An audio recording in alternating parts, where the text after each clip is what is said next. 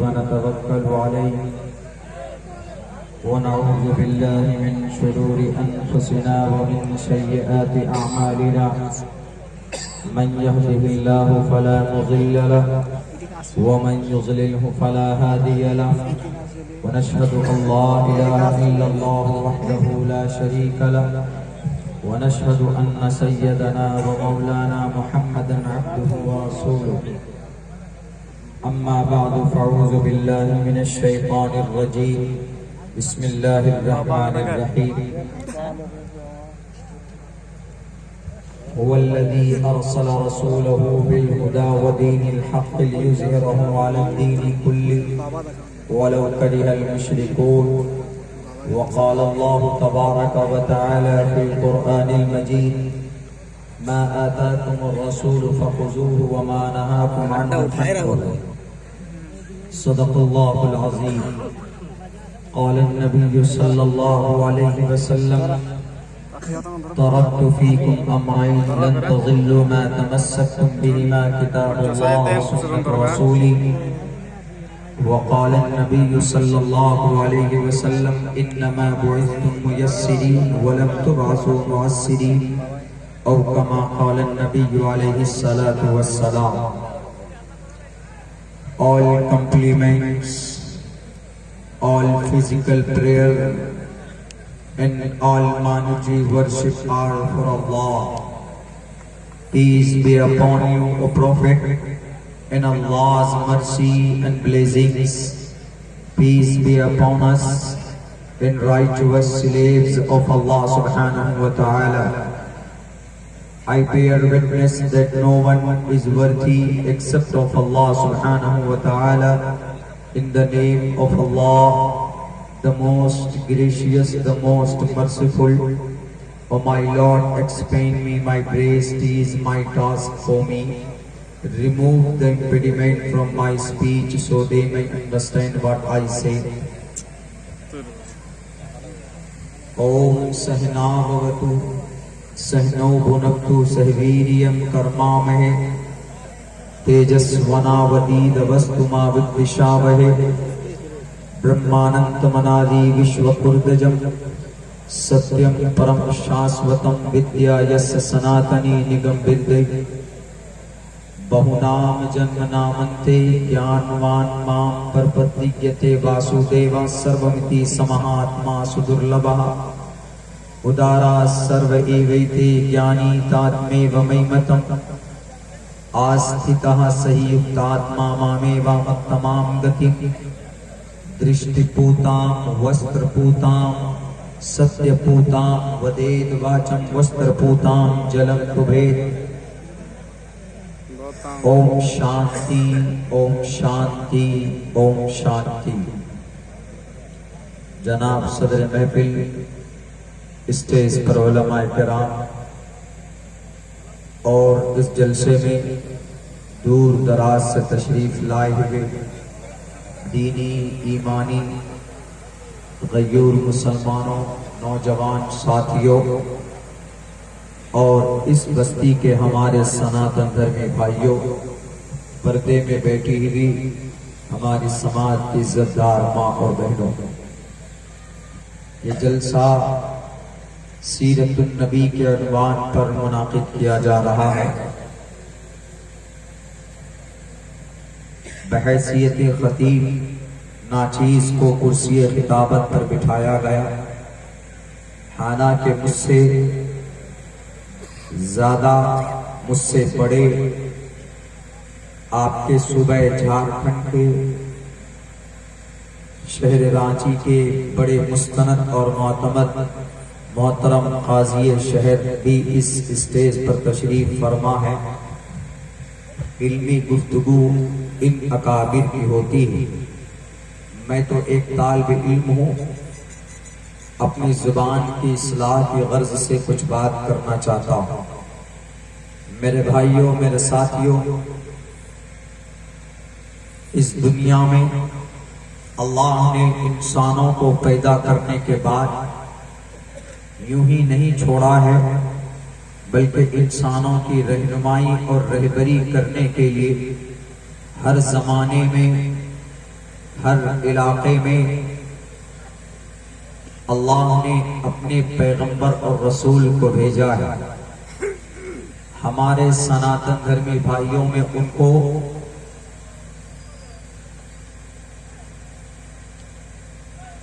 अवतार के नाम से जानते हैं, दूध के नाम से भी उनको याद किया जाता है।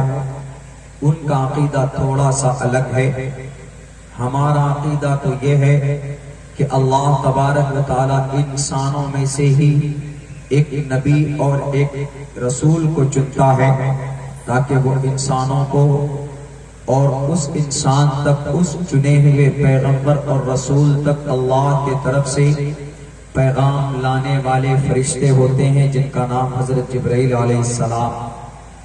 वो पैगाम उनको पहुंचाते हैं और वो फिर बंदों तक पहुंचाते हैं। ये हमारा मुसलमानों का कॉन्सेप्ट और अकीदा। हमारे हिंदू भाइयों का अकीदा अलग होता है। उनका अकीदा ये नहीं होता, बल्कि उनका अकीदा थोड़ा सा अलग है कि जब जमीन पर अच्छाई का खात्मा हो जाता है, जब जमीन पर धर्म की हानि होती है, जब जमीन पर, इस पृथ्वी पर मानव, मनुष्य विषय ईश्वर का इंसानों को पैदा करने का जो मकसद है इंसान भूल जाता है, तो उस चीज की दोबारा बहाली के लिए ईश्वर इंसानी रूप धारण करके अपनी शक्ति से अपने अंदर तब्दीली करके जहां जिस इलाके में जिस चीज की जरूरत होती है तो वहां वो अवतार लेकर वो नमूदार होते हैं और फिर वहां पे बुराइयों का खात्मा करते हैं। उनका अकीदा यह होता। और हमारे इस मुल्क में सिख धर्म के लोग हैं, उनके यहाँ रसूल और अवतार का कोई अकीदा नहीं। उनके यहाँ सिर्फ एक खुदा, जिनको वो लोग 10 गुरु के मानने के बाद एक ईश्वर को मानते हैं। उनके यहाँ कोई अवतार, कोई रसूल, कोई ऋषि मुनि, कोई महाआत्मा नहीं हुआ करता। अलग अलग कॉन्सेप्ट हैं, अलग अलग अकाइद हैं इस जमीन पर, अलग अलग मजहब के मानने वालों के। लेकिन हमारा अकीदा यह है कि इस जमीन पर अल्लाह तबारक व तआला ने इंसानों की रहनुमाई और रहबरी के लिए अपने नबी और रसूल को हर जमाने में, हर इलाके में भेजा है। कोई कौम दुनिया की ये नहीं कह सकती कि अल्लाह आपने हमारी रहनुमाई रहबरी के लिए किसी को भेजा ही नहीं है। वइम मिन उम्मतिन इल्ला खला फीहा नज़ीर। पूरी कायनात में, पूरे ब्रह्मांड में, हमारे सोलर सिस्टम में 8 प्लैनेट हैं, उनमें से एक प्लैनेट हमारा ये अर्थ है, ये जमीन है। इस पूरे ब्रह्मांड में जहां पर भी इंसानी शक्ल में जो मखलूक है, अगर वो यूं कहे कि अल्लाह हमारे पास कोई पहचाने, कोई डराने वाला या कोई खबर देने वाला नहीं पहुंचा, तो वो गलत है। अल्लाह साफ लफ्जों में कहता है, वो मिन उम्मतिन इल्ला खला फीहा नज़ीर। इस जमीन पर कोई कौम ऐसी नहीं है कि जिसमें कोई डराने वाला हमने न भेजा हो। और उन्हीं की जुबान में भी वमा अरसलना मिर रसूलिन इल्ला बिलिसानि कौमी। अल्लाह ने नबियों को, रसूलों को कौम की जुबान में भेजा है कि जाओ, आपकी इस बस्ती की जुबान अगर बंगाली है, अगर आपकी इस इलाके की जुबान अगर अंग्रेजी है, संस्कृत है या अरबी है, तो यहाँ पर अल्लाह ने उसी जुबान के नबी को भेजा है ताकि गांव वाले को समझने और समझाने में कोई दिक्कत और कोई परेशानी न हो। वमा अरसलना मिर रसूलिन इल्ला बिलिसानि कौमिही। कि जमीन पर अल्लाह ने जितने भी अंबिया और रसूल और अपने फरिश्तादा को भेजा है, उन्हीं की जुबान में, यानी कौम की जुबान में भेजा। मेरे भाइयों, मेरे साथियों, इस सिलसिले की सबसे आखिरी कड़ी प्रॉफेट मोहम्मद सल्लल्लाहु अलैहि वसल्लम है। अब से तकरीबन 1490 साल पहले, 1491 साल पहले उनका जन्म होता है। 1491 50 साल 51 साल पहले तकरीबन उनको नबूवत दी जाती है और वो अल्लाह के तमाम नबियों और रसूलों में सबसे आखिरी नबी मोहम्मद सल्लल्लाहु अलैहि वसल्लम हैं। और आप अलैहिस्सलातु वस्सलाम को सिर्फ मुसलमानों के लिए गाइडर, रहनुमा, रहबर बनाकर नहीं भेजा गया था, बल्कि आप अलैहिस्सलातु वस्सलाम को कायनात की तमाम मखलूकात के लिए अल्लाह के नबी वमा अरसलनाका इल्ला रहमतल लिल आलमीन, you have sent you not but as a mercy, आपको रहमत बनाकर भेजा जा रहा है। किसके लिए? फॉर ऑल क्रिएचर्स, तमाम मखलूकात के लिए, क्रिएचर्स तमाम मखलूकात के। तो अल्लाह के नबी अलैहिस्सलाम हमें गर्व होना चाहिए क्योंकि हम लोग मोहम्मद रसूलुल्लाह के गुलाम, आशिक और उनके उम्मती और उनके मुहिब, हम उनसे मोहब्बत करते हैं। दूसरी चीज, उसी नबी को जो संविधान, जो कानून दिया गया कि मोहम्मद आप जा तो रहे हो लोगों के पास, लेकिन आपके पास कौन सा आइन है, कौन सा सिस्टम है। जैसे हमारे देश को आजादी के बाद में कानून की जरूरत थी, तो हमारे देश के एक बहुत बड़े डॉक्टर भीमराव अंबेडकर 2 साल 11 माह 18 दिन के अंदर भारत का संविधान तकरीबन दुनिया के 10 मुल्क के संविधान से निकाल कर उन्होंने तकरीबन 370 आर्टिकल्स उसके अंदर लिखे और इस देश का कानून बना। उसी देश के कानून, उसी कानून के ऊपर हमारा देश आज चल रहा है।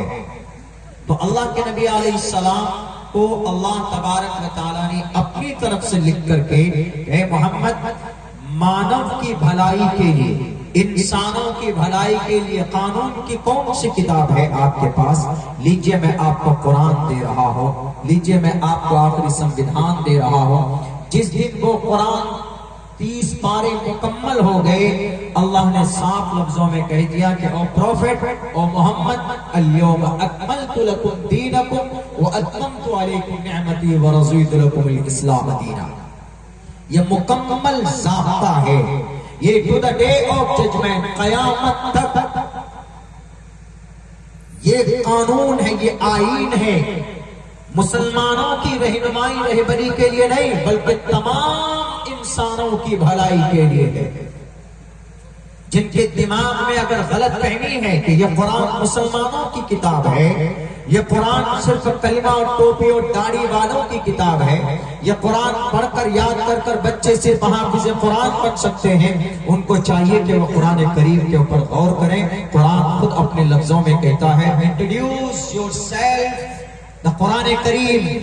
कुरान अपना तारुफ खुद पेश करता है, मैं किन के लिए हूं। अगर आप सवाल करेंगे कुरान तुम किन की कामयाबी के लिए हो, पूछे क्या कुरान तुम आए दुनिया में क्यों हो, तुम्हारा मकसद क्या है, किन की भलाई के लिए आए थे। मौलाना अब्दुल्ला हाफिज बनेगा तो उनको जन्नत में लेकर जाओगे, आलिम दीन तुम्हारे ऊपर रिसर्च और तहकीक करेगा तो तुम उनको उलमा का खिताब दोगे, वारिसीन अंबिया का खिताब दोगे। एक आम इंसान के लिए तुम नहीं हो। कुरान कहता नहीं, मैं सबके लिए हूँ। शहर रमजान अल्लज़ी उन्ज़िला फ़ीहिल क़ुरआन हुदल लिन्नास। मैं तो हिदायत हूँ इंसानों के लिए, मैं तो हिदायत हूँ क्रिश्चियन के लिए, मैं हिदायत हूँ जैन के लिए, मैं हिदायत हूँ लोकेश मुनि के लिए, मैं हिदायत हूँ लाल बुजक्कर के लिए, मैं हिदायत हूँ भारत के एक फर्द, टोटल अफराद के लिए। मैं हिदायत हूँ बांग्लादेश, श्रीलंका, अफगानिस्तान, इराक, फ्रांस, बर्तानिया, Germany, Italy, Soviet Union, Russia, China, America, सबके लिए मैं हिदायत हूँ हुदल लिन्नास।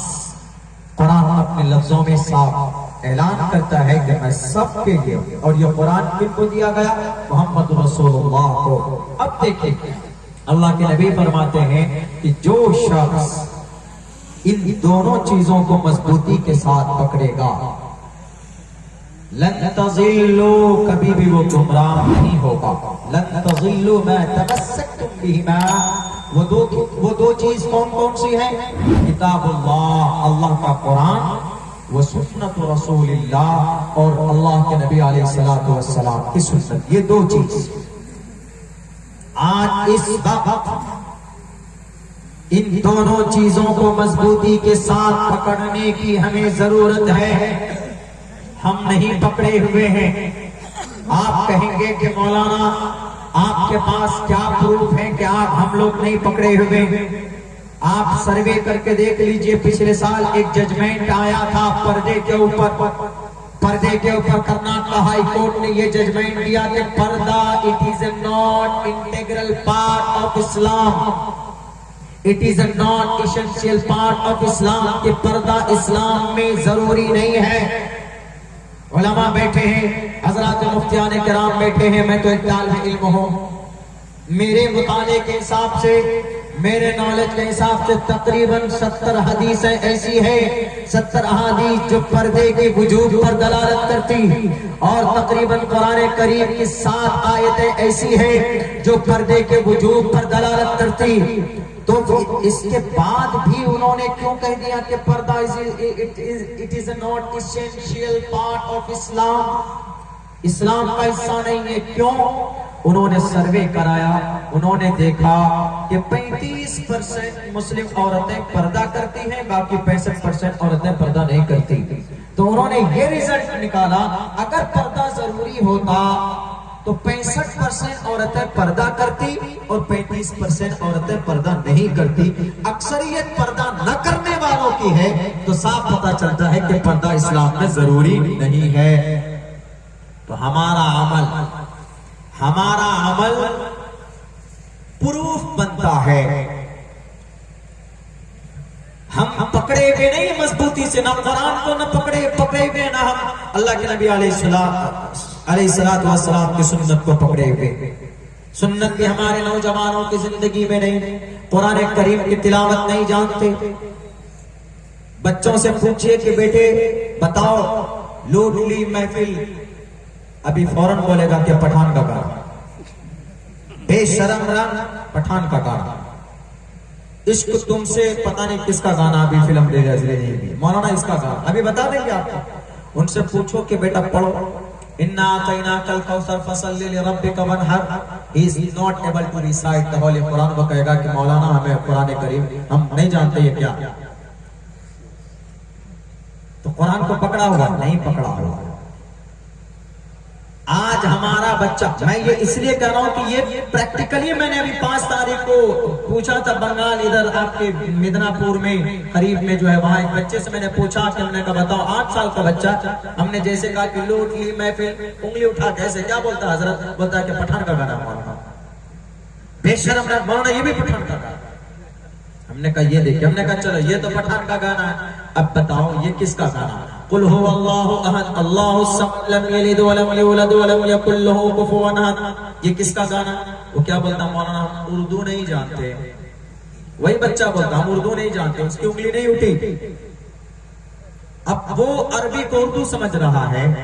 हमने कहा चलो ये तुम उर्दू समझ रहे हो उसको, चलो और आसान है, मशहूर है, बताओ ये किसका गाना? अल्हम्दुलिल्लाहि रब्बिल आलमीन अर्रहमानिर रहीम मालिकी यौमिद्दीन इय्याका नअबुदु व इय्याका नस्तईन इहदिनस सिरातल मुस्तकीम। सूरह फातिहा है। वो फिर क्या बोलता है? चुप खामोश, ना उंगली उठाना ना कुछ बोल रहा। पूछा हमने फोर्स करके, बोलता मौलाना ये भी नहीं मालूम है, ये भी उर्दू में ही है, नहीं मालूम। अभी पठान फिल्म के गाने का नाम या तो उंगली उठा कर सोचता है कि आपको इंटेलिजेंट समझेंगे मौलाना, कि बच्चा बहुत तेज है। बच्चा तेज है, कोई शक नहीं है, लेकिन उनकी रहबरी और उनकी गाइडलाइन सही नहीं हो रही है। पहले से ज्यादा मुफ्ती खुर्शीद साहब गयावी हुज्जतुल्लाह बालिगा तकमीलुल उलूम के साल में हमने उनसे पढ़ा, उनका ये दावा था कि अब्दुल्ला आज के जमाने में बच्चा पहले जमाने से ज्यादा ज़हीन होता। हमने कहा सर कैसे? हमने कहा हजरत कैसे हो सकता, पहले तो कुछ और होते थे। बोला नहीं, ज़हीन होता है ज्यादा। बोला पहले जमाने का मुझे मोबाइल का फंक्शन नहीं आते, मैसेज कैसे ड्राफ्ट कैसे सेव करते, कैसे फॉरवर्ड करते मुझे नहीं आता।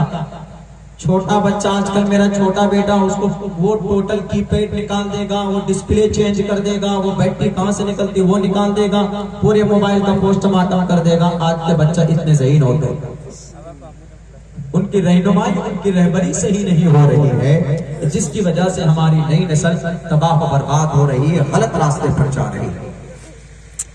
आज हमने कुरान को छोड़ दिया, आज हमने सुन्नत रसूलुल्लाह की पैरवी नहीं की, जिसकी वजह से इतनी मजबूत सरबलंद कौम आज जलील और रुस्वा हो रही है। चिल्ला चिल्ला। कुरान से हमें मोहब्बत नहीं, कुरान की तिलावत हम नहीं जानते, अल्लाह के नबी की सुन्नत क्या है हम वो नहीं जानते। सलमान खान का टीवी पैंट पहनकर आ जाए तो फैशन समझकर उस पर अमल करते हैं। रमजान के मुबारक महीने में रोजा नहीं रखेंगे, क्यों? मौलाना हमारा 6 पैक घटकर छोटा हो जाएगा, 4 पैक में आ जाएगा, 6 पैक हमारा 3 पैक में बदल जाएगा, हम रोजा नहीं रखेंगे। मन अहया सुन्नती इंद फसाद उम्मती फलहु अजर मिअत शहीद, मुत्तफक अलैह हदीस है। फसाद उम्मत के वक्त अगर जवान एक सुन्नत पर अमल करता है तो अल्लाह तबारक व तआला 100 शहीदों का सवाब अता फरमाते। एक सुन्नत पर नौजवानों, एक सुन्नत पर अगर आपने अमल कर लिया तो 100 शहीदों का सवाब अल्लाह तबारक व तआला आपको अता फरमाएगा। अल्लाह के नबी अलैहिस्सलातु वस्सलाम की गुलामी करो। हम ये एतबार से अगर दुनिया के अंदर मैं दावे के साथ कह सकता हूँ कि आपको कामयाब होने से कोई नहीं रोक सकता। अरे कुरान से दुनिया में अगर कोई मोहब्बत करता है, दुनियावी एतबार से उसको सम्मान देता है, करना नहीं जानता। भारत के अंदर एक तारीख गुजरी है, भारत के अंदर एक तारीख गुजरी है 1836 के अंदर। मैंने रांची के अंदर भी ये वाकया बयान किया था, आज भी आप लोगों के सामने एक वाकया बयान करता हूँ। हमारे भारत के अंदर बड़ी संख्या हमारे सनातन धर्मी भाइयों की है, उनके पढ़ने वाले, उनके वेदों, ऋग्वेद, यजुर्वेद, सामवेद, अथर्ववेद, रामायण, महाभारत, गीता, पुराण, मत्स्य पुराण, भागवत पुराण, इन सब पुराणों को, इन सब शास्त्रों के ऊपर जानकारी हासिल करने वालों को पंडित कहा जाता है, पंडित कहा जाता है, गुरु कहा जाता है, उनको महाराज कहते हैं। इस देश के अंदर एक पंडित जी जो ब्राह्मण होते हैं, हमारे हिंदू भाइयों में मौत होने के बाद उनको जला दिया जाता है, उनको चिता में जलाकर आग से उनकी बॉडी को नष्ट कर दिया जाता है। मेरे भाइयों, भारत के अंदर एक पंडित जी गुजरे हैं जिनको जलाया नहीं गया, बल्कि उनको दफन किया गया है, मट्टी में कब्र खोद कर उनको दफन किया गया है। आप ताज्जुब करेंगे, कैसे मान गए हमारे सनातन धर्मी भाई कि एक ब्राह्मण को, एक पंडित जी को उनको जलाकर ना, बल्कि उनको दफन किया गया, उनकी कब्र खोदकर उसके अंदर उनको दफनाया गया। कैसे, किस वजह से? तारीख में बताता हूँ। 1836 के अंदर, 1836 देश आजाद नहीं हुआ था, अंग्रेजी हुक्मरानी थी। उस वक्त लाहौर में उनकी दुकान थी। 1836 में एक बच्चा पैदा होता है अलीगढ़ के अंदर, Aligarh Uttar Pradesh, that is located in Uttar Pradesh, Uttar Pradesh में अलीगढ़ पड़ता, वहां पर उनका जन्म होता है। और जब बड़े हो जाते हैं वो, तो वो एक जिल्द साजी की दुकान खोलते हैं। पहले जमाने में किताबें टूट जाती थी, फट जाती थी, तो गत्ता डालकर मोटे उसको बेहतरीन तरीके से उसकी जिल्द बांधते थे। हम लोगों ने भी किया, अपने पढ़ने के जमाने में ऐसा पहले होता था। आजकल तो पीडीएफ का जमाना आ गया है, आजकल तो मोबाइल का जमाना आ गया, उसी के अंदर सेव कर लेते हैं। तो उनकी 2 दुकान थी, एक विजय कुमार, एक अजय कुमार बुक डिपोट, जिल्द साजी की दुकान, उसके अंदर जिल्द साजी करता था। पूरी जिंदगी गुजर गई। पंडित केवल जोशी, ये नाम है उनका, पंडित केवल जोशी पंडित थे वो। पंडित मतलब हिंदू भाइयों में आलिम दीन को बोलते हैं, उनके जैसे हम लोग अपने उलमाए कराम को बोलते हैं, वैसे हमारे हिंदू भाइयों में जो पंडित होता है वो उनके आलिम को बोलते हैं, यानी वो अपने धर्म शास्त्र का मुकम्मल ज्ञानी है। लोकेश मुनी साहब की तरह नहीं, उन्हें पता ही नहीं कि ओम अल्लाह में what is different between Om Allah, they and he doesn't know about Om in Allah. What is different क्या मतलब है? पढ़े नहीं, उनको पढ़ना चाहिए। इंद्र मित्रा वरुण मग्ने माही रतो देवस्य ससुपर्णो गरुत्मानम एकम सद विप्रा मुदा वदंती, कि ईश्वर के नाम अनेक हैं, उसी का नाम ब्रह्मा, उसी का नाम विष्णु, उसी का नाम शिव, उसी जात का नाम। पूछ लीजिए अगर यहाँ इस महफिल में, इस मजमे में कोई सनातन धर्मी भाई है, पूछिए जरा कि उसी विष्णु का, उसी ब्रह्मा, उसी परमात्मा का नाम ब्रह्मा है कि नहीं, उसी जात का नाम विष्णु है कि नहीं, उसी जात का नाम शिव है कि नहीं, उसी जात का नाम इंद्र है कि नहीं, उसी जात का नाम मित्रा है कि नहीं, उसी जात का नाम वरुण है कि नहीं। लेकिन सही नॉलेज हो तो बात आती है समझ में। जब सही नॉलेज नहीं है, जानकारी नहीं है, तो मौलाना अरशद मदनी की बयान पर उनके पेट में दर्द हो गया, गुरुजी के पेट में। वर्धमान महावीर जैन स्वामी ऋग्वेद, यजुर्वेद, सामवेद, अथर्ववेद को नहीं मानते थे। कौन? वर्धमान महावीर जैन स्वामी। इसीलिए उन्होंने जैनी धर्म को अपनाया और बनाया। उसी जैनी धर्म का फॉलोवर जैन मुनि लोकेश साहब थे, जो दिल्ली के अंदर मौलाना अरशद मदनी साहब के बयान के ऊपर उनको आपत्ति हुई। मैं उधर नहीं जाना चाहता। मैं ये कहना चाहता हूँ कि पंडित उनको बोलते हैं जिनको शास्त्रों का मुकम्मल ज्ञान हो। कि ब्रह्मा सूत्र किसको बोलते हैं? ब्रह्मा सूत्र का नाम आते ही एकम ब्रह्म द्वितीयो नास्ते नैना नास्ते, ईश्वर एक अनेक नहीं। गायत्री मंत्र का नाम आते ही गायत्री मंत्र की पूरी तस्वीर उनके जहन में हो। ओम भूर्भुवस्सुवः तत्सवितुर्वरेण्यम्। ओम ए विष्णु, ए ब्रह्मा, ए शिव, हमसे जो भूल चूक हो जाए उनको तू माफ फरमा दे। ओम भूर्भुवस्सुवः तत्सवितुर्वरेण्यम्।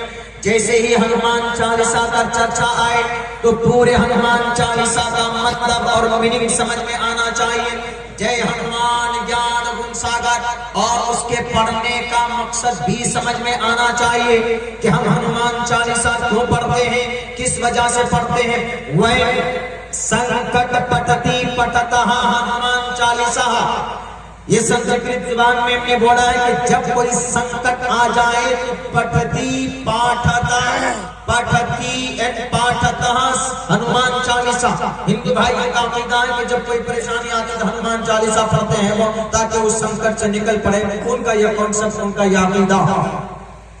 हमारा अकीदा अलग है। हमारा अकीदा यह है, हमारे अकीदे के साथ साथ में इनाम भी है। हमारे हनुमान चालीसा अगर हमारे हिंदू भाई पढ़ते हैं तो उनको उस संकट से मुमकिन है कि निजात मिल जाए, उनके अकीदे के मुताबिक मुमकिन है, उनके कॉन्सेप्ट के हिसाब से। लेकिन हनुमान चालीसा पढ़ने के बाद मेरे हिंदू भाइयों, मरने के बाद आपको पुण्य नहीं मिलेगा। जो कुछ भी मिलना होगा दुनिया में मिल जाएगा। लेकिन हमारा कुरान वो है, अल्लाह के नबी अलैहिस्सलाम फरमाते हैं कि अगर कोई मुसलमान कुरान की तिलावत करता है, मिसाल के तौर पर परेशानी है, जादू है, आसेब है, मुफ्ती साहब के पास गए, मुफ्ती साहब ने कुल औज़ बिरब्बिल फलक, कुल औज़ बिरब्बिन नास या सूरह फातिहा पढ़कर दम कर दिया, ठीक हो गए। लेकिन मुफ्ती साहब ने जो पढ़ा है, तो मुफ्ती साहब को पढ़ने का अलग से सवाब, दो फायदा, एक तो बीमारी से निजात और एक पढ़ने के बाद अजर अलग से। कुरान पढ़ने का ये फायदा है।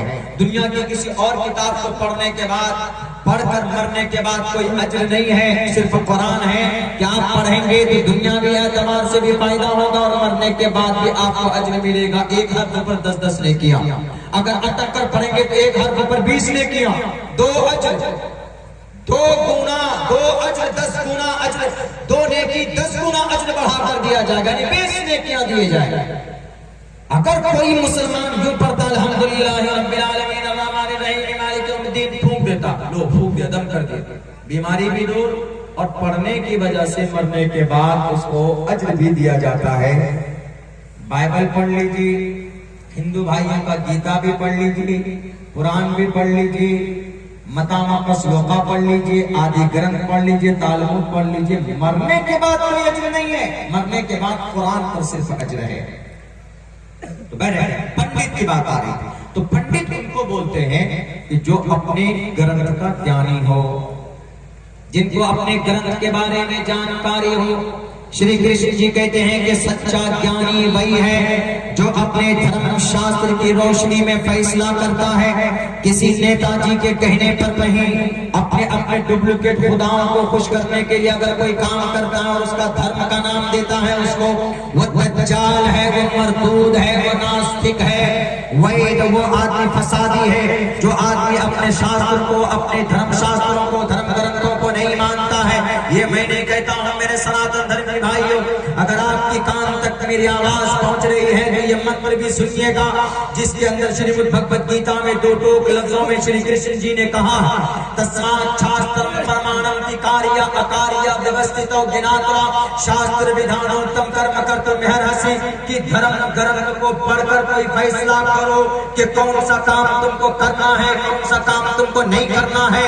जो काम नहीं करना है उसको मत करो, अगर नहीं करने का है तब भी तुम करते हो तो ये शास्त्रा विधि मुत्सुरज्य वर्तते काम करता। तो याद रखो, अपने नफ्स को खुश करने के लिए अगर तुमने कोई काम किया है इस जमीन पर तो वर्तते काम करता ना ससुद्धि मापती, जमीन पर तुमको मुक्ति नहीं मिल सकती है। किसी पार्टी की वर्करी करते हो, किसी पार्टी के सीएम को खुश करना चाहते हो, अपने मंत्री को खुश करना चाहते हो, धर्म को बालाए ताक रख देते हो। बताओ जरा कौन से धर्म ग्रंथ में किसी इंसान की हत्या लिखी है? किसी भी धर्म ग्रंथ में नहीं, न तो गीता में है न तो कुरान में है। अगर कुरान पर कोई इल्जाम लगाता है तो गलत है। कुरान करीम के अंदर तो यूं कहा गया, अगर कोई इंसान बिना किसी उज्र के किसी इंसान का कत्ल करता है या जमीन के ऊपर दंगा फसाद फैलाता है,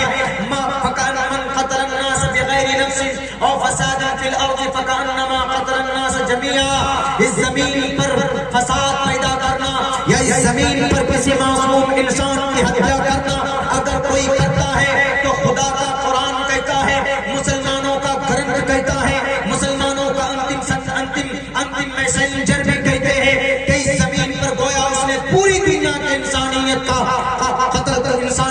खात्मा कर दिया।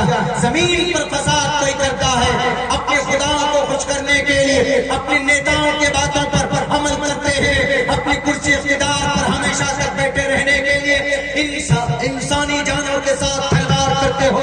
जानवरों के नाम पर मार दिया जाता है, उनको जलाकर भस्म कर दिया जाता। क्या गीता का ये उपदेश है? क्या कुरान का ये आदेश है? अगर नबी पाक अलैहिस्सलाम के ऊपर किसी को एतराज हो कि मोहम्मद ने तलवार के जोर पर जंगें लड़ी है, 23 जंगें, तो याद रखिए इस भारत के हमारे नफरती के लोगों, जैसे तलवार उठाई थी श्री रामचंद्र जी ने रावण के खिलाफ, वैसे ही तलवार उठाई थी श्री कृष्ण जी ने किनके खिलाफ? कौरवों के खिलाफ। बल्कि कहा था अर्जुन को कि Arjun, why did you decide put down your bows and arrows behind your vehicle? अपनी सवारी के पीछे बुज़दिल बनकर क्यों छुप गए? उठो, कुतस्तुवा कच्मलिदम विश्वे समुपस्थितम अनार्यजुष्टम, तीर उठा और इन राक्षस कौरवों का खात्मा करो। कौन कह रहे हैं? कृष्ण जी कह रहे हैं कि जो कि परमात्मा है, जो कि विष्णु के 8वें अवतार है।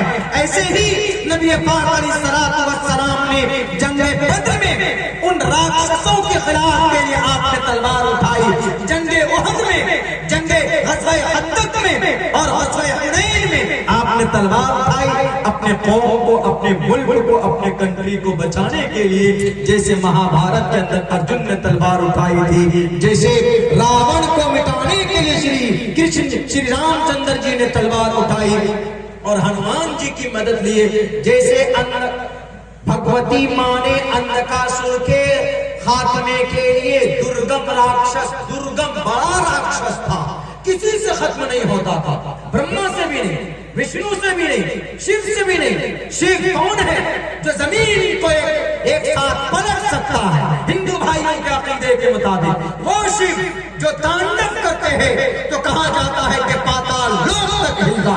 वो शिव जी, उनसे भी खात्मा नहीं हुआ था। किनका? दुर्गम राक्षस का।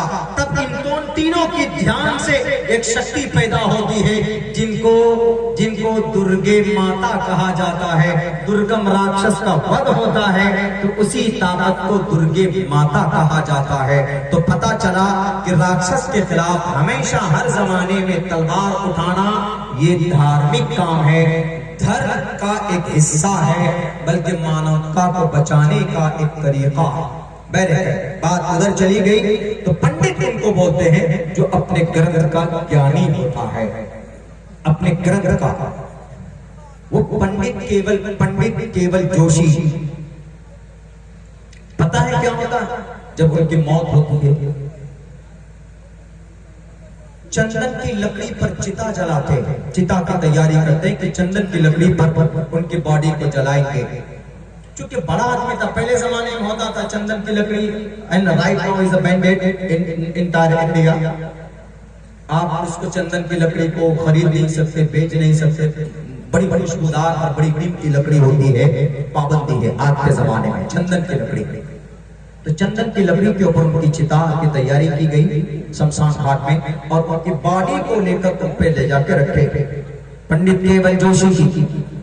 अब पंडित केवल जोशी, अब उनके जो भी रिश्तेदार हैं, उनका पुत्र वगैरह, उनके लड़के वगैरह अग्नि देने के लिए उनके मुंह के पास पहुंचे। पहले देसी घी का कनस्तर डाला गया ताकि आग जल्दी से लगे और जल्दी से जल जाए। आग नहीं लग रही थी, उनकी चिता को आग नहीं लगती थी, थोड़ी बहुत लकड़ी में आग लगती फिर बुझ जाती थी। फिर देसी घी के कनस्तर उंडेल दिए उसमें, कई देसी घी के कनस्तर उंडेल दिए गए उसमें उस जमाने में लकड़ी के ऊपर, लेकिन आग नहीं लग रही थी। मेरे भाइयों, ये खबर पूरे भारत के अंदर फैल गई कि पंडित केवल जोशी, उनकी चिता को आग नहीं लग रही है, आग लगती है बुझ जाती है। क्या चमत्कार है! देखा जाए पूरे भारत से कोने से लोग दौड़ दौड़ कर जाने लगे उनके पास। क्या फिर माजरा क्या है जरा देखना चाहते गए वहां पे। उस वक्त दिल्ली के इमाम साहब थे, इमाम बुखारी, नाम मालूम नहीं है। दिल्ली जामे मस्जिद का जो भी इमाम होता है उनको इमाम बुखारी बोलते हैं। क्यों? क्योंकि बुखारी नस्ल है। एक तारीख है, बादशाह शाहजहां ने जामे मस्जिद बनाने के बाद बुखारे से इमाम साहब को बुलाए थे, तो वही नस्ल चली आ रही। उनके पोते परपोते लकड़ पोते सकड़ पोते की इमामत है, इसीलिए इमाम बुखारी बोलते हैं। जैसे आज अहमद बुखारी, अब्दुल्ला बुखारी, उन्हीं के दादा परदादा कोई थे। तो उनको पंडित केवल जोशी से मुलाकात थी, काफी क्लोज दोस्ती और गुर्बत का रिश्ता था उनका, दोस्ती का आपस में। तो पंडित केवल आनंद जोशी की ये खबर सुनी तो फौरन इमाम बुखारी उनके शमशान घाट पहुंचते और उनकी चिता के पास करीब होकर लोगों से कहते हैं कि ए लोगों, तुम 100 कनस्तर देसी घी के डाल दो, तुम पेट्रोल छिड़क कर आग लगाओ, तब भी इनकी चिता को कोई दुनिया की आग नहीं जला सकती है। लोग ताज्जुब में पड़ गए, क्यों, क्या वजह है?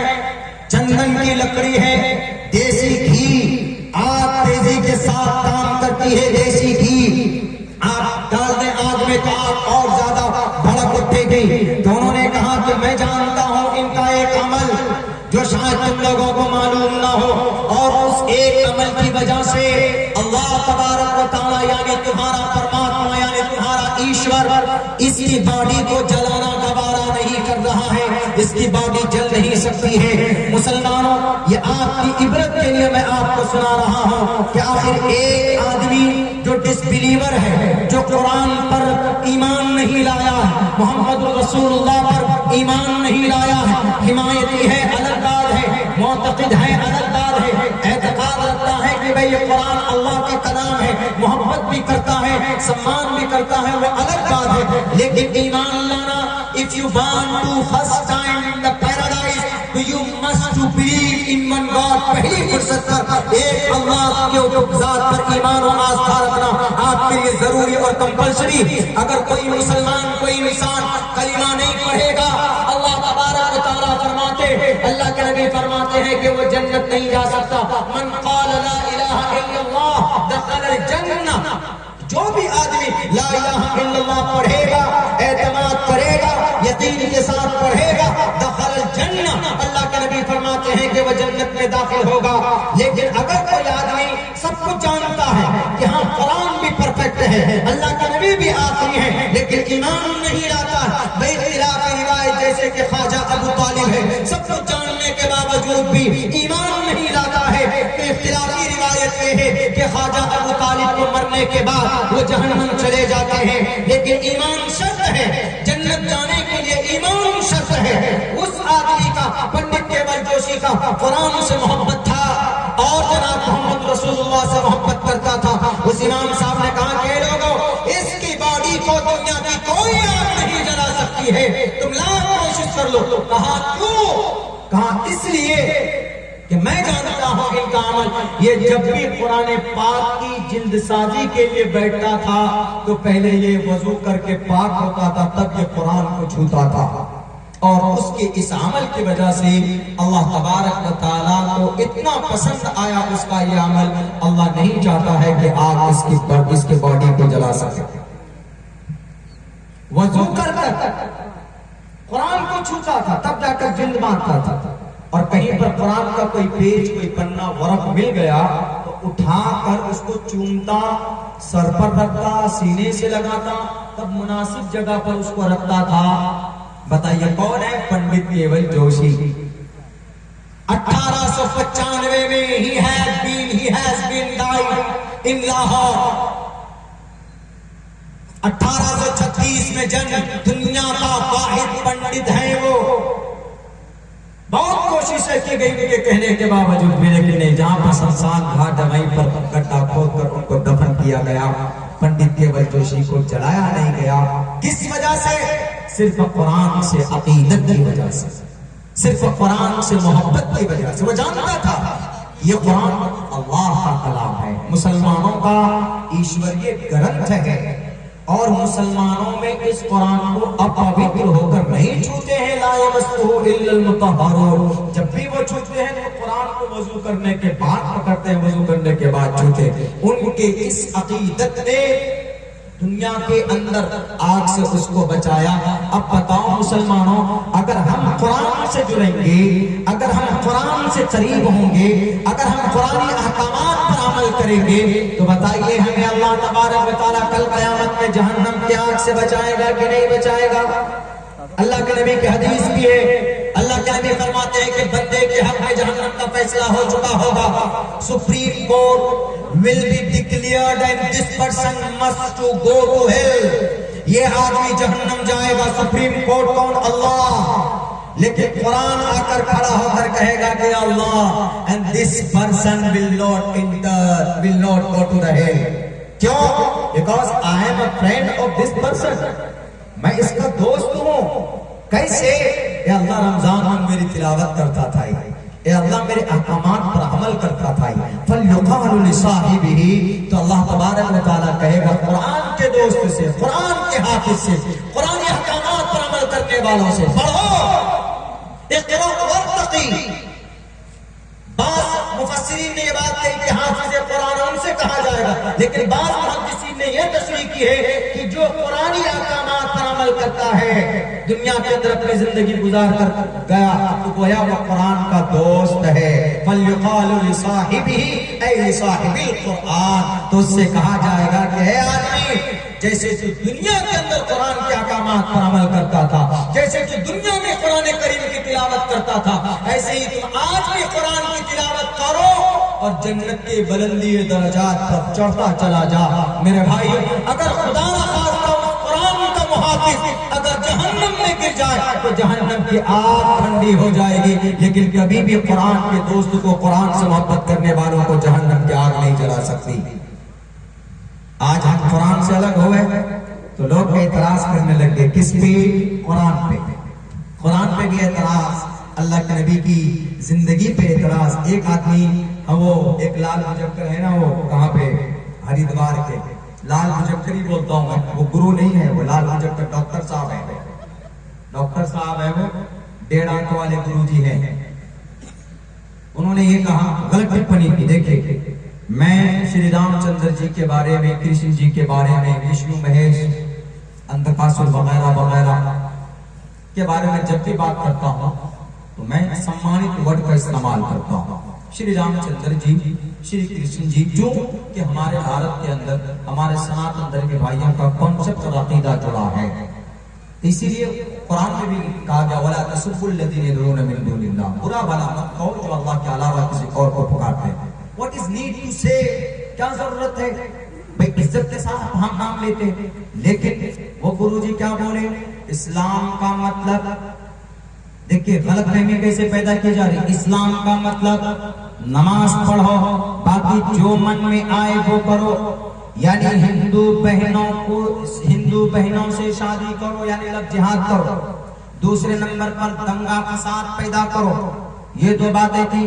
क्या ये दो बात सही है उनकी कि न इस्लाम का मतलब सिर्फ नमाज पढ़ो, उसके बाद जो मन में आए वो करो?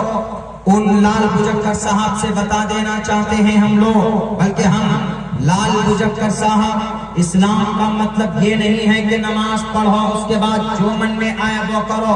उनके कहने के मुताबिक नमाज पढ़ने के बाद तुम शराब भी पियो, नमाज पढ़ने के बाद तुम लव जिहाद भी करो, नमाज पढ़ने के बाद तुम सूद भी खाओ, नमाज पढ़ने के बाद तुम चुगलखोरी भी करो, नमाज पढ़ने के बाद तुम जनाब गीबत भी करो और दंगा करो, फसाद करो। उनका तो ये कहना है। लेकिन क्या नमाज पढ़ने के बाद ये सब चीजें इस्लाम में अलाउ है? पहली बात तो इस्लाम में न सूद जायज है, इस्लाम में न दंगा जायज है, इस्लाम में न झूठ जायज है, इस्लाम में बेपर्दगी जायज नहीं, इस्लाम में दीन को कबूल करवाने में जबरदस्ती किसी का धर्म परिवर्तन कराना ये जायज नहीं है। दलील कुरान करीम की आयत है, ला इकराहा फिद्दीन, जबरदस्ती किसी का दीन और धर्म को बदला नहीं जा सकता।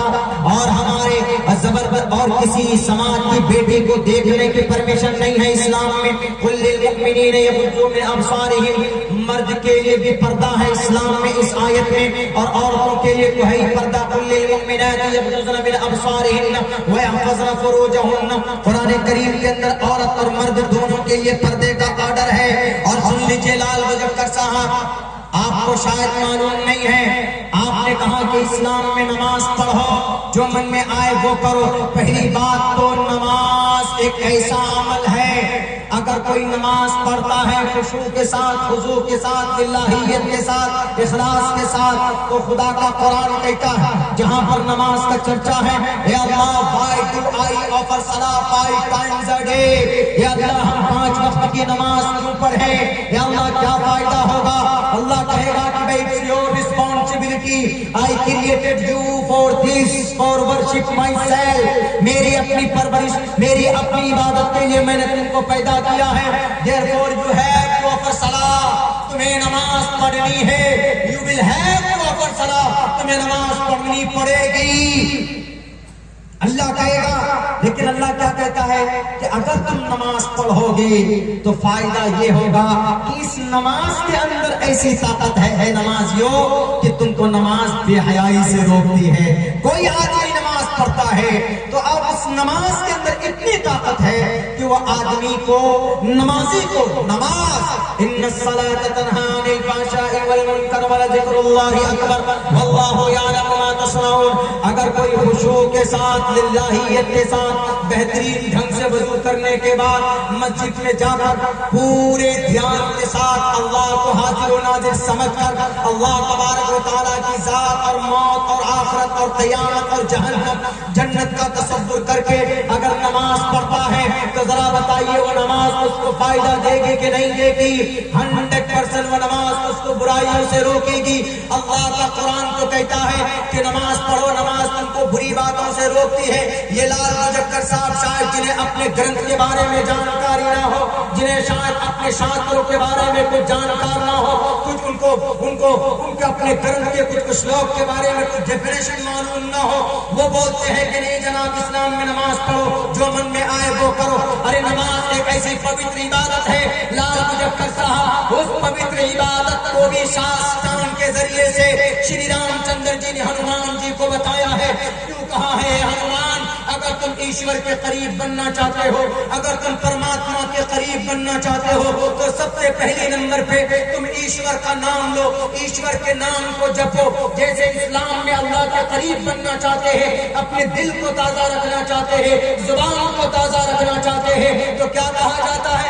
वज़क्किर फ़इन्न ज़िक्रा तंफ़अुल मुमिनीन अला बिज़िक्रिल्लाहि तत्मइन्नुल क़ुलूब। उलमा बताते हैं, सूफियाए किराम बताते हैं, औलिया अल्लाह बताते हैं, अगर तुम अल्लाह के जिक्र से अपनी जुबान को तर रखोगे तो तुम्हारा दिल मुतमईन होगा और तुम अल्लाह के करीब रहोगे। अल्लाह का कुरान कहता है क्या प्रश्नोत्तरी का मंत्र नहीं है लाल मुजफ्फर साहब जिसमें कहा गया के हे तो ब्रह्मगतिस्तांति सत्संगति दान विचार दोषा।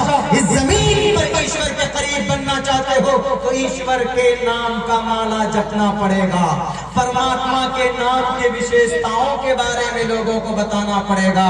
ये लोगों ईश्वर की भक्ति करो, ये लोगों धर्म के नाम पर दंगा मत करो, ये लोगों हिंदू मुसलमान न करो, ये लोगों इधर अजान और इधर हनुमान चालीसा का झगड़ा मत करो, ये लोगों होली के ऊपर या ईद के ऊपर दंगा मत करो, ये लोगों ईद उल अजहा के मौके पर और दशहरा के मौके के ऊपर दंगा मत करो, बल्कि तुम सब एक माँ बाप की संतान हो।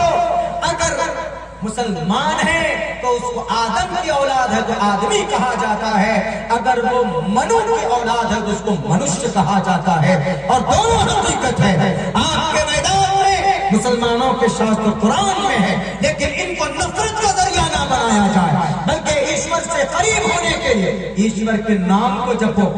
तो श्री रामचंद्र जी कहते हैं कि हनुमान नाम ईश्वर का जपो। कैसे? के हेतु ब्रह्म गतिस्तांति सत्संगी सत्संगी। सत्संग करो, सत्संग मतलब जलसा करो। सत्संग, सत माने सच्चा, संग ने जमात मजलिस। सत्संग करो, उसमें तकरीर करो, उसमें प्रवचन दो, उसमें भगवत गीता का कथा बोलो, उसमें श्री ऋग्वेद का कथा बोलो, उसमें यजुर्वेद की अच्छी बातें रखो, उसमें ईश्वर के विशेषताएं बयान करो कि ईश्वर वो है जो हमको खिलाता है, ईश्वर वो है जिनकी हमें पूजा करनी चाहिए, परमात्मा वो है जो धर्म के नाम पर ये नहीं कहता कि तुम लड़ाई करो, जानवरों के नाम पर लड़ जाओ, मस्जिद मंदिर के नाम पर लड़ जाओ। ये लड़ाने वाले तुम्हारे बीच में राक्षस की औलाद है जो कुर्सियों पर बैठे हैं। हिंदू हो कि मुसलमान हो कोई सरोकार नहीं। अगर अब्दुल्ला लड़ाता है हिंदू मुसलमानों को, अब्दुल्ला से बड़ा राक्षस कोई नहीं है। अगर भारत का हमारा पीएम लड़ाता है तो पीएम से बड़ा राक्षस कोई नहीं है। अगर एक आम इंसान हिंदू मुसलमानों को लड़ाता है तो इससे बड़ा कोई राक्षस इस जमीन पर नहीं है। क्या कुरान में लड़ाने की परमिशन है? कयामत की सुबह तक कोई माया का लाल एक आयत निकाल कर नहीं दिखा सकता जिसमें कहा गया कि हिंदू मुसलमानों को लड़ाओ। Because I am hafiz Quran, I remembered by heart all Quran Karim, I can explain from the start to the end. Any languages, किसी भी लैंग्वेज में बताने का और एक्सप्लेन करने की जानकारी मुझ जैसे तालिब इल्म के अंदर है। क्या वेदों के अंदर लड़ाने की बात कही गई है? नहीं कही गई है। धर्म की रक्षा की बात कही गई है मेरे हिंदू भाइयों, धर्म की रक्षा, लेकिन धर्म की रक्षा के लिए किसी को मारने की बात नहीं कही गई है। यूं कहा गया धर्मो रक्षति रक्षतः, तुम धर्म की रक्षा करो। कैसे? धर्म कहता है अच्छा काम करो, अच्छा काम करोगे तो धर्म की रक्षा, धर्म की हिफाजत होगी। तो श्री रामचंद्र जी कहते हैं हनुमान को, हनुमान ईश्वर के करीब बनना चाहते हो तो एक काम करो, शास्त्रांग करो। कैसे? पथमादार का सीधा खड़ा हो जाओ, दियो दिदियन मुझे झुक जाओ, तृतीयानम को डलाकार कुंडली मारकर बैठ जाओ, चतुर्थ चंद्र का पंचम बिंदु संयुक्त आखिर के अंदर अपने ध्यान से शांति के साथ निकल आओ। और आखिर में मुसलमान अपने नमाज से भी शांति के साथ निकलता है तो क्या पढ़ता है? अस्सलामु अलैकुम व रहमतुल्लाह, अस्सलामु अलैकुम व रहमतुल्लाह। खामखा। और हम नमाज इसलिए पढ़ते हैं, और नमाज पढ़ने का फायदा यह है कि अल्लाह तबारक व तआला बेहयाई बुरी बातों से नमाज के जरिए से रोकता। लेकिन अगर ये बात चलाई जाती मीडिया में, बाज़ाब्ता मीडिया में फैलाई जाती कि हाँ ये देखिए इन लोगों की ये नमाज के अंदर, मदरसे के अंदर में लफ्ज़ जिहाद की ट्रेनिंग देते हैं, और नमाज पढ़ने के बाद तब इनको कहा जाता है कि हिंदू बेटी से शादी करो जबरदस्ती। शादी तो दूर की बात है, मैं तकरीबन 50 तकरीर में ये बात कह चुका हूं, हिंदू बहन हमारी बहन है। हिंदू क्या, इस्लाम में किसी औरत को, किसी गैर महरम को, किसी भी औरत को, किसी गैर महरम को, किसी भी मर्द के लिए, किसी भी लड़के के लिए शहवत की निगाह से देखना, गौर से देखना, बिल्कुल निगाह जमा कर देखना अलाउ है, इजाजत है नहीं है। जिस धर्म में औरत को देखने की परमिशन नहीं है, उस धर्म के अंदर किसी को बहला फुसला कर चैटिंग, डेटिंग, कटिंग करके कैसे हो सकता? इस्लाम में चैटिंग की परमिशन नहीं है। चैटिंग मतलब नंबर तलाश करते हैं नौजवान, अरे उसका नंबर चाहिए मुझे, वो वाली का नंबर चाहिए मुझे। नंबर किसी से ले लेते हैं, मैसेज डिलीवर करते हैं, hello this is Aftab, I belong to Delhi, I want to meet you. टूटी फूटी इंग्लिश बोलते हैं। सामने वाली समाज की कोई भी बच्ची होती है तो कहती है अरे बड़ा इंग्लिशमैन लग रहा, बड़ा इंटेलिजेंट पर्सन लग रहा है। वो भी रिप्लाई करके। इस्लाम की नजर में ये नाजायज है कि नहीं है? जैसे ही मैसेज करेगा, hello how are you, this is MD Aftab, I belong to Delhi, I am from Mumbai, I want to meet you, we should to be friend. हम दोनों एक दूसरे के सच्चे दोस्त बन सकते हैं। जिस दिन पहला मैसेज जाएगा, डिलीवर होगा, इस्लाम कहेगा कि नाजायज और हराम। क्यों? अल्लाह जानता है, इस्लाम जानता है कि इसका रिजल्ट क्या होने वाला। अभी तो चैट है, इसको चैट बोलते हैं। उधर से भी मैसेज का डिलीवर आएगा, उधर से भी रिप्लाई आएगा, हाँ यस माई, वो भी अपना नाम my name is Shraddha, my name is Shraddha and I am बहुत कुछ, वो भी कुछ भी बोल सकते हो भी। तो अब दोनों में आपस में बातचीत हो रही है। देखिए हफ्ता 10 दिन के बाद फिर क्या बोलते हैं, have some coffee, have some dinner,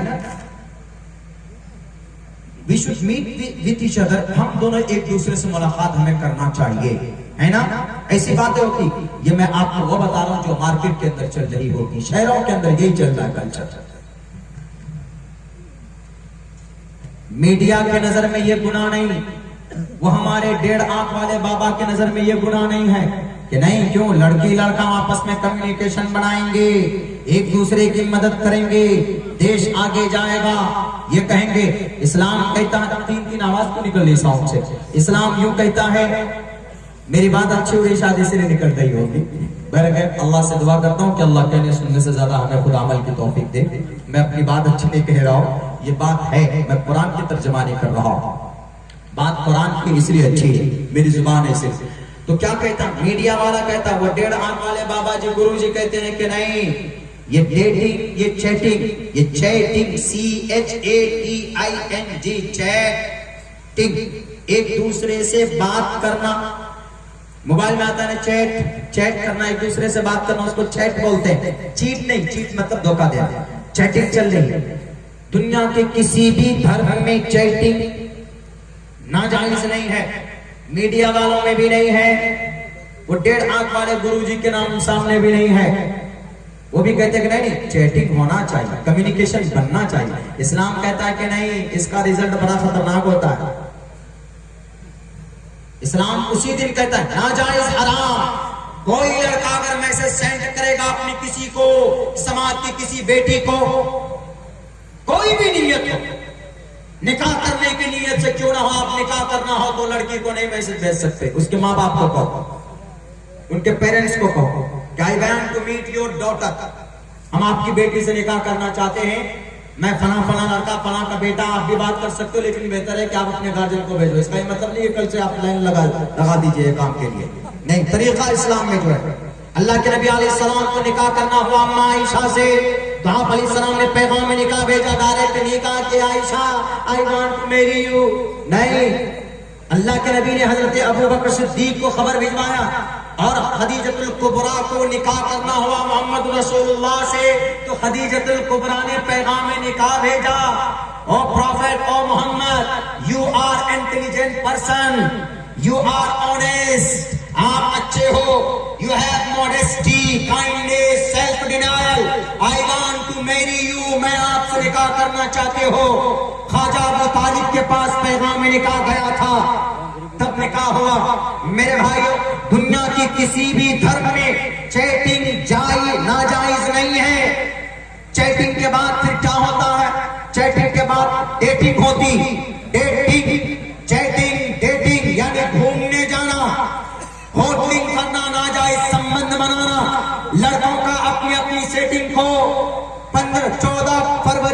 को वैलेंटाइंस डे बोलते हैं, उस तारीख में गुलाब का फूल आदान प्रदान करना, या रातों को 2-2 बजे तक अपनी मोबाइलों में बात करना किसी भी गैर महरम लड़की से, किसी भी औरत से, उसके बाद सुबह को बाइक में लेकर उनको घूमने के लिए जाना, नाजायज फिजिकल रिलेशन बनाना, इसको डेटिंग बोलते हैं। कितनी इज्जतदार लफ्ज है, देखिए डेटिंग, हमारा डेट चल रहा है। इस्लाम कहता तुम्हारा चैटिंग और तुम्हारा डेटिंग दोनों नाजायज। क्यों होता क्या है, जब डेट चल रही होती है, एक जवान लड़का लड़की मिलेंगे आपस में, उनके ख्वाहिशात पूरी हो जाएंगे, तो फिर होगा क्या, लड़का कहेगा हम ब्रेकअप करना चाहते हैं, यानी हम तुमको छोड़ना चाहते हैं। यही इस्तेलाह, देखिए मेरी बातें कुछ लोगों को कड़वी लगेगी कि भाई ये स्टेज पर ऐसी बात है कि ऐसी बीमारी है तो बोलनी पड़ रही है ना, क्योंकि मीडिया वाले कहते हैं कि न चैट गुनाह है न डेट गुनाह है। हम चूंकि उनको बताना चाहते हैं, जो लव जिहाद का धब्बा इस्लाम के माथे पर चिपकाना चाहता, तुम लव जिहाद शादी की बात करते हो, और इस्लाम में चैटिंग जायज नहीं है, इस्लाम में डेटिंग जायज नहीं है। क्यों? इस्लाम कहता है कि आखिर में रिजल्ट बड़ा खतरनाक होता है। जब चैट हो, डेट हो, जब चैटिंग डेटिंग हो जाती है, आखिर में क्या होती है, कटिंग होती है ना, 37 टुकड़े। तो इस्लाम पर अगर अमल कर लेते, चैटिंग वाले दिन पर ही अमल कर लेते कि नाजायज, उसी दिन आफ्ताब शरदा रुक जाते, तो शरदा भी जिंदा होती, आफ्ताब भी जेल नहीं जाता। ये है इस्लाम, 1.5 आंख वाले मोहतरम, इस्लाम इसको बोलते हैं। इस्लाम सिर्फ अल्लाह के नबी या फिर खामखा ये बदनामी, अरे काजी साहब नए नए फतवा ला देते हैं, मौलाना साहब नए नए फतवा निकाल देते हैं, बेटियों को इजाजत खुलकर जीने की इजाजत नहीं दे रहे। अरे बेटियों को मना नहीं किया, बेटी पायलट बने, डॉक्टर बने। कल हम रांची की सरजमीन पर एक जज साहिबा मैडम से मिलकर आए हैं, आपके रांची के अंदर, झारखंड के अंदर वो जज बनी है, मुशर्रा लिबास में थी, जज बनी है वो, जस्टिस बनी है वो, पर्दे में रहकर क्या नहीं बन सकती है जनाब हमारी बच्चियां, लेकिन उसके लिए बाल खुले होना, एकदम बिल्कुल न्यूडिटी, एकदम बरहानापन, दूसरों को अट्रैक्ट करना अपने तरफ, इस्लाम में इन सब की इजाजत और परमिशन नहीं है। बाबा जी, गुरु जी, लव जिहाद तो दूर की बात है, किसी औरत को निगाह गाड़ कर अगर कोई देखता है तो अल्लाह के नबी के हदीस फरमाते हैं कि अगर रमजान के महीने में देख रहा है तो उसकी आंख के रोजे, उसकी आंख का रोजा खत्म हो चुका है और उसकी आंख गुनाह कर रही है। कोई ऐसी बात तुम्हारी दुनिया की किसी शरीयत में, इस्लाम में है? अरे गलती से, धोखे से बहका कर शादी करना तो बड़ा जुर्म है, कत्ल करना तो बड़ा गुनाह है, डेटिंग भी गुनाह है इस्लाम में, चैटिंग भी गुनाह है इस्लाम में। तुम मर जाओगे क़यामत की सुबह तक, तुम डेटिंग और चैटिंग को नाजायज करार नहीं दे सकते, लेकिन इस्लाम नाजायज करार देता है। क्यों? क्योंकि बेटी की इज्जत की फिक्र है इस्लाम को। इस्लाम कहता है यत्र नारयस्तु पूजन्ते रमन्ते तत्र देवता तत्र तास्तु न पूजन्ते न रमन्ते न तत्र देवता। इस जमीन पर अगर बेटी की इज्जत जहां पर होती है वहां पर ईश्वर आते हैं, वहां पर परमात्मा आते हैं, और जहां पर जिस जमीन पर बेटी की इज्जत नहीं होती, बेटी की रक्षा नहीं होती, बेटी के साथ चैटिंग करते हैं, डेटिंग करते हैं, फिर कटिंग करते हैं, फिर उनको मारते हैं, उनके साथ ब्रेकअप करते हैं, उनको मुतल्लका बनाते हैं और उनको सुसाइड करने पर मजबूर कर देते हैं। जब औरत के साथ डेट हो जाए, उनकी इज्जत लुट जाए, और किसी और मर्द के साथ जब गैर शादीशुदा होने की हालत में नाजायज संबंध बन जाए, अचानक लड़का कहेगा कि मैं अब तुम्हारे साथ नहीं रहना चाहता, मैं ब्रेकअप करना चाहता हूँ। ब्रेकअप मतलब पीछे से लात मार देना, यानी बेवफा बन जाना। उसको इस्तेमाल किया, यूज एंड थ्रू का मतलब ब्रेकअप होता। इन अल्फाज में आपको इसलिए समझा रहा हूँ ताकि हमारे वो नौजवान जो पढ़े लिखे नहीं है वो आसानी के साथ समझ जाए, और वो लोग लाल गुजब कर लोग जो बड़े बड़े माइक लेकर बैठ जाते हैं वहां टीवी की स्टूडियो पर और इस्लाम पर एतराज करते हैं। मैं उन एतराज को दूर करने की कोशिश कर रहा हूं और बताने की कोशिश कर रहा हूं कि इस्लाम जब ये फिजिकल रिलेशन बनते हैं उसके बाद फिर औरत को छोड़ देते हैं और फिर वो डिप्रेशन की शिकार होती है, उसके बाद जाकर सुसाइड करती की कि नहीं की। पिछले 5 महीने के अंदर 3 एक्टर अदाकारा जो बड़ी अदाकारा थी वो सुसाइड कर चुकी। किस चीज की मुझसे, लेकिन चूंकि एक मेंटल होता, एक दिमागी हालत होती, एक रिश्ता होता, इस्लाम इसलिए कहता है कि अगर तुमको समाज की कोई लड़की अगर तुमको पसंद है तो पहले नंबर पर उनसे निकाह कर लो, उनको अपनी शरीक हयात बनाओ, शरीक हयात बनाओ, तो उसके बाद इज्जत की जिंदगी गुजारो, पूरी जिंदगी उनके साथ तुम साथ रहो, वो तुम्हारी शरीक हयात बनकर रहेगी, तुमको गम के हालत में भी वो तुम्हारी परेशानी में खड़ी रहेगी, कभी भी वो तुम्हारी साथ नहीं छोड़ सकती, तुम निकाह करो उनके साथ में। और सुन लीजिए, इस्लाम के अंदर निकाह की पहली शर्त मोमिना औरत का होना। एक आदमी कहा कि नहीं मौलाना, आपका सैफ अली खान तो किया कटरीना से शादी, इसका मतलब है कि इस्लाम में जायज है, तब न किया, वो इतना बड़ा अदाकार है, वो नवाब खानदान का चश्म चराग है, तो इसका मतलब है कि वो तो इस्लाम के बैनर तले ही किया होगा ना, शरीयत की रोशनी में किया होगा। काजी साहब ने निकाह पढ़ाया, देखो, तो आप यूं कह दीजिएगा कि इस्लाम ना तो किसी सैफ अली खान से पहचाना जाता है, इस्लाम ना तो किसी सौराब भास्कर से पहचाना जाता है, मोहम्मद फहद ने निकाह किया, इस्लाम ना किसी आदिल दुर्रानी से पहचाना जाता है जिसने वो राखी सावंत से निकाह किया। अगर कोई मोमिन लड़का अदाकार हो कि एक्टर हो कि क्रिकेटर हो, कोई भी हो, इस्लाम के नजर में किसी भी मोमिन मुस्लिम लड़के का निकाह, उसकी शादी गैर मोमिना औरत से नहीं हो सकती है। पूरे भारत के मुफ्तियाने किराम को बैठाकर 100 मरतबा वो कबिल तो कह लें, पूरी दुनिया को गवाह बना ले, करोड़ों रुपए खर्च कर ले, लेकिन फिर भी उनका निकाह काबिल कबूल नहीं है। उनसे पैदा होने वाली टोटल की टोटल नस्लें जो होंगी वो हरामी नस्ल कहलाएंगी। उलमाए किराम बैठे हुए पूछ लीजिएगा उनसे। तो मेरे भाइयों, नहीं जायज है इस्लाम के अंदर, इसलिए इस्लाम पहले ही कहता है कि किसी भी मुस्लिम लड़के का किसी गैर मुस्लिम बच्चे से अगर निकाह करता है तो इस्लाम कहता है वो तो निकाह तो वैलिड ही नहीं है। लग जिहाद का फतवा तुम बाद में लगाना, इस्लाम कहता है वो तो निकाह हुआ ही नहीं है, वो शादी ही नहीं हुई है उनकी। ये है गलत फहमियां, ये चीज है।